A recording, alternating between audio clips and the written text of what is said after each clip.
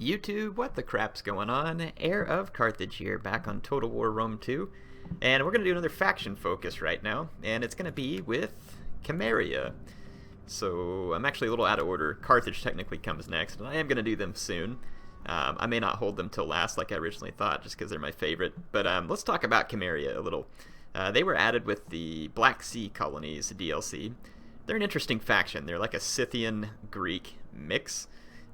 They definitely have some uniqueness about them and some units that are pretty good, but overall as a faction they are fairly flimsy due to lack of certain tools, and we'll run through that and help you understand it. But overall I find Cimmeria to be a fun faction to use, despite their weakness versus many other factions. So, what do they have to offer? As a general, you can choose between a Noble Horse Archer or a Cimmerian Noble Infantry. Well, a Noble Horse Archer we've seen before with a faction like Parthia. These guys have very nice missile damage, very nice melee attack and weapon damage. Not so much on the charge bonus and melee defense, but they are missile cavalry, so that's what we've come to expect. Decent armor, pretty good health, and pretty good base morale. They do have precision shot, flaming shot, heavy shot, so lots of important things that these guys come with, and they can be quite good in a melee against depleted units in the late game. Where you would not want to get these guys engaged is with other anti-cavalry type units like light cavalry with spears, or just any other cavalry really. You don't want to get these guys engaged with them in melee. You want to let them spend their ammunition. Things to be careful of: they are heavier than normal missile cavalry, so if you come in here it says heavy missile cav. They can tire out faster, and if you look here it says resistance to cold, but they will not have a resistance to heat, so on hot maps you'd want to be careful. Now, Cimmerian Noble Infantry, on the other hand, is an interesting unit. Very nice weapon damage, actually, and good melee attack. So all in all, really not a bad unit for the price here. They have expert charge defense, which can be very handy against like Naked Warrior, Ambusher, all those type units with low armor. You can return a lot of damage to them on the charge. Against heavy melee infantry like that of the Boii, Tylus, Rome, they're going to suffer, and they're going to suffer badly. They do have pretty good armor. It's not fantastic, but pretty good. And good health and base morale. So all of those things are fine, and they have Hoplite Wall, and if you turn it on effectively, since you get a hidden bonus versus infantry and Hoplite Wall, you would have 46 and 35 versus infantry, which is pretty sturdy. These are decent infantry, and they also have a decent charge bonus. It's not as good as, say, like a Massilian type Hoplite, but still pretty good. So if you're looking for a safe place to keep your general, maybe away from archer fire and stuff like that, the Noble Infantry would be good. If you're looking for something more mobile and a little more elusive, then probably the Noble Horse Archer.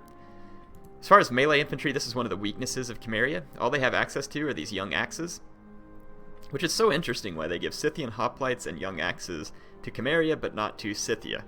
Something that I have never understood, why they don't give a little bit of infantry to the nomad factions. It would make a huge difference. Same thing with like Steppe Archers. These guys should also be in there with the nomads, and maybe Steppe Slingers or something like that as well. It would make them a lot more interesting, but that's another discussion for another time. So yeah, young axes, not good for a lot. They are resistant to cold, for whatever that's worth. And these guys are cheap. That's about their only redeeming quality. I do not believe that they come with javelins either. So again, they're cheap. They can get in the way of something. So that's about the only use you're going to find for them. As far as from there, you have Steppe Spearmen, which again, their only redeeming quality is that they're cheap and they have square formation.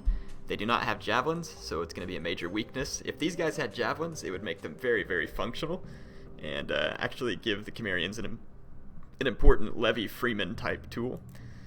With militia hoplites, these are always a good pick for anti-cavalry and screening work because they have good, decent armor and decent missile block chance for their price, and of course they have a solid bonus versus large.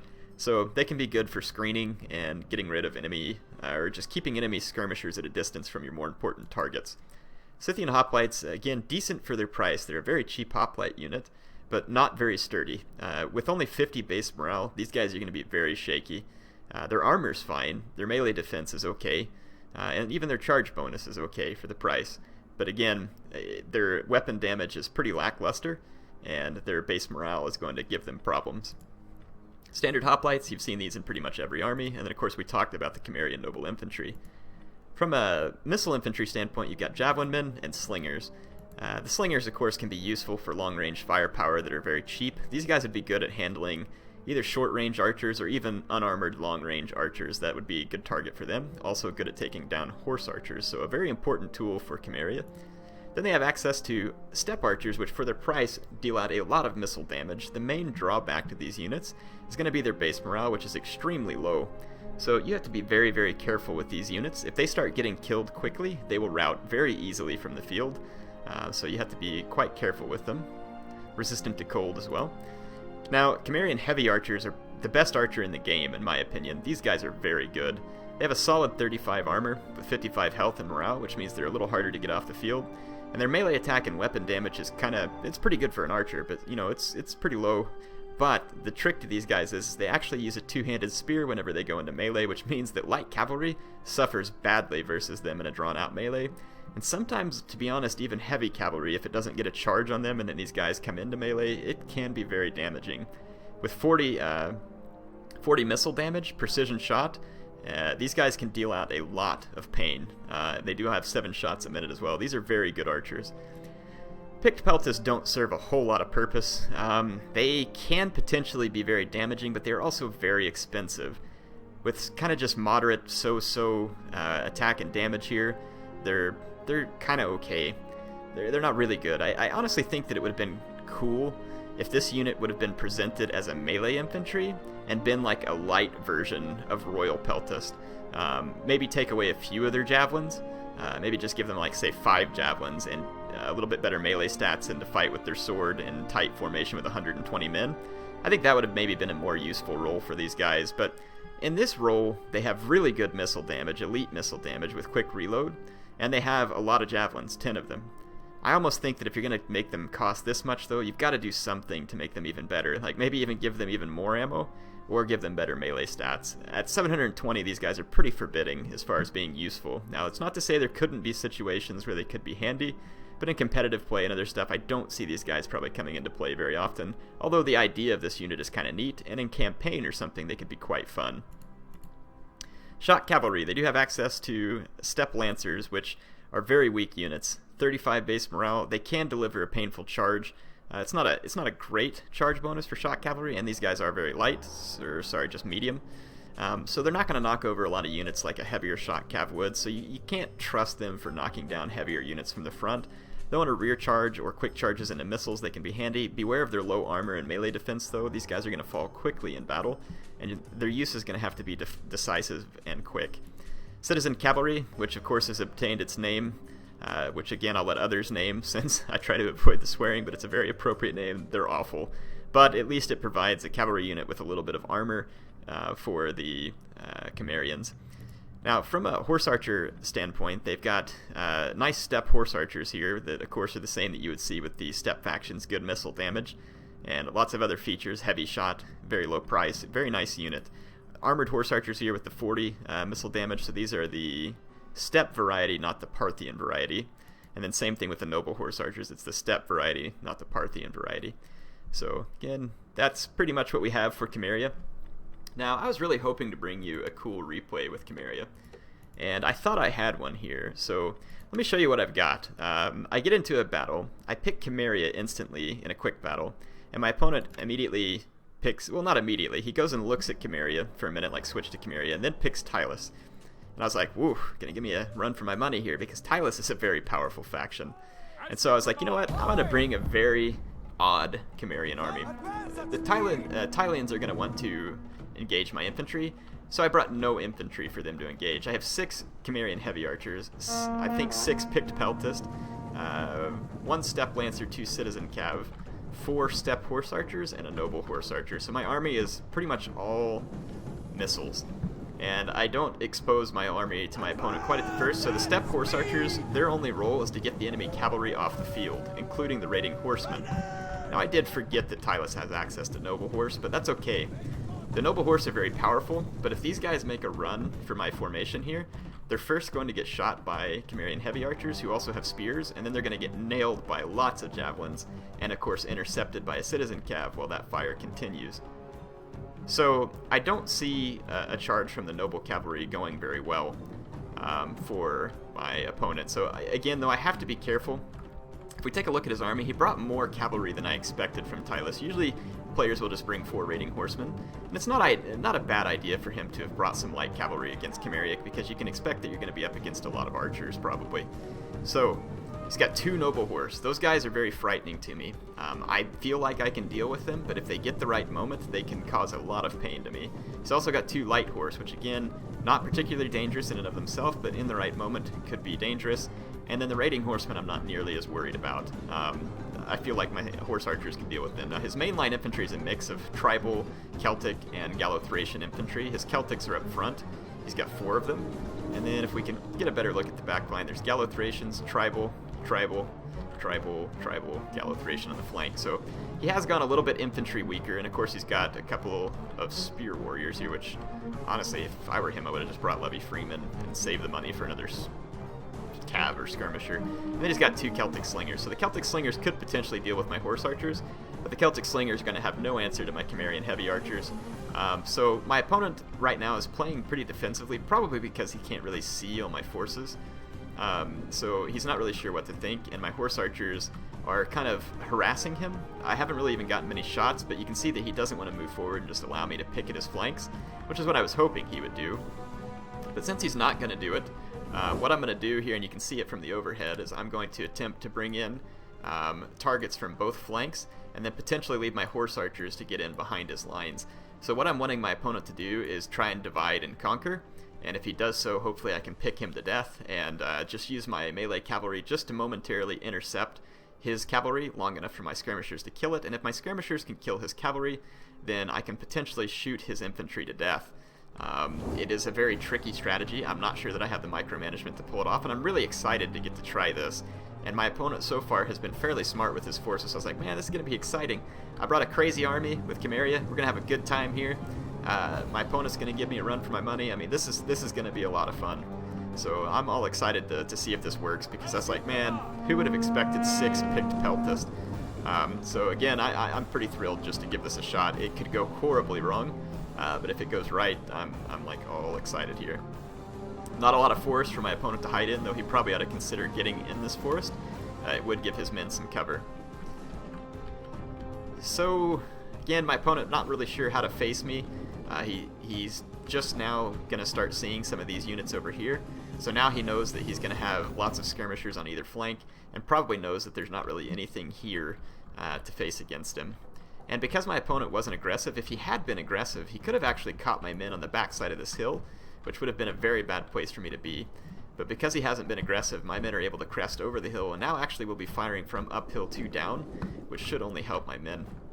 And then over here, let's see, he's got a lot of his cavalry over here, so I'm a little concerned about this flank. I've only got a couple of units to intercept his own cavalry, so I am a little worried that he might rush this flank and all of a sudden deal a lot of damage to it, because it's fairly close to his infantry, but I feel like it's a risk I have to take in order to start the battle, so I go ahead and move up.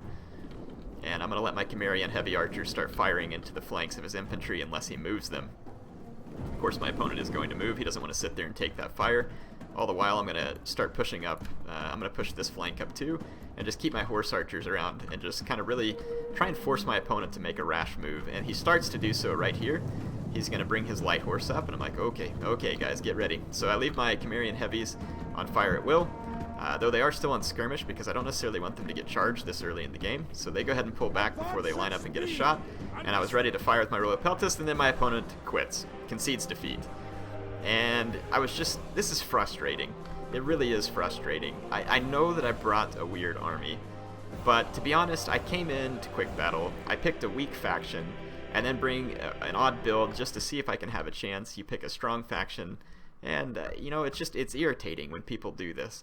You know, don't get me wrong, I'm not going to hold it against my opponent over time or something. It's not like I'm going to say, he's a jerk, what a jerk. No, that's not where I'm going with this, but this is bad etiquette, and I'm not showing this to shame him or anything else. I just want to show it to let people know, don't do this. You pushed the button that said you were going to join quick battle. Finish the battle. That's the least you can do. Sometimes battles aren't exactly what you expected, but just leaving the battle before it's over is just not very good etiquette. And some of you be like, well, I don't care about etiquette. I don't have to follow etiquette. You're right, you don't. I'm asking politely for folks who play this game online. Please show some etiquette there and don't do that. Again, don't come on here and badmouth my opponent. That's not what I'm going for. I'm trying to bring it up for the sense of hoping that other people will not do the same thing. I had one other Cimmeria battle recently that I played against a player who picked Massilia, maybe just because these two were came out at about the same time. Now, Massilia is an interesting faction. I feel like infantry-wise they are much more sturdy than Cimmeria, but Cimmeria has a lot of skirmishing tools, and Massilia's skirmishers are not particularly good. Massilia is good with, they have decent mid-tier infantry and very nice light cavalry, and of course they have access to thorax swords, which are not particularly good swordsmen, but against the Cimmerian infantry will do very well. You can see he's got a couple of Celtic skirmishers, 2 thorax swords, and up in this line he's got a lot of Massilian hoplites, and he's running in very dense formation, and he has all of his cavalry in diamond, which leads me to believe that my opponent is either new or doesn't realize that this probably isn't going to do his men a whole lot of good, especially being in the very dense formation with his hoplites. That would only be good, I think, if you were trying to guard an area that was choke-pointed, like a street or something in a siege battle. On an open map, being that dense is not really going to be good. I mean, unless that you know that enemy cavalry is about to charge you, then being in a really dense formation could be potentially helpful. I'm going to go ahead and fast forward a little bit.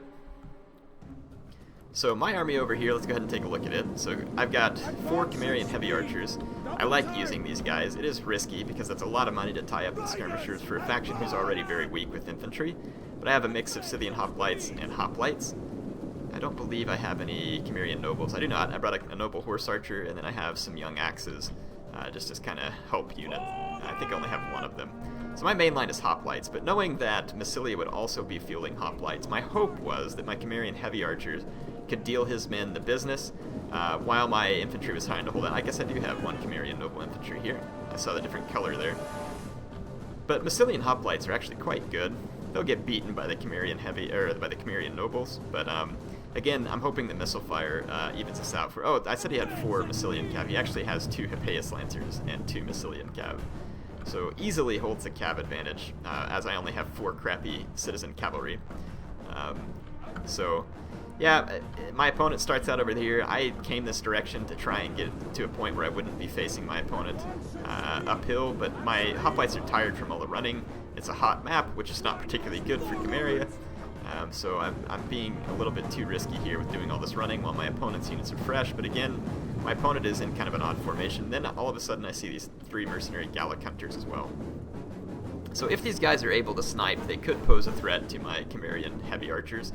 I don't know how easy it will be for them to be in range of my Cimmerian heavy archers, though, and fire, but you can see he's already getting some nice shots into the noble horse archers, which is a mistake by me.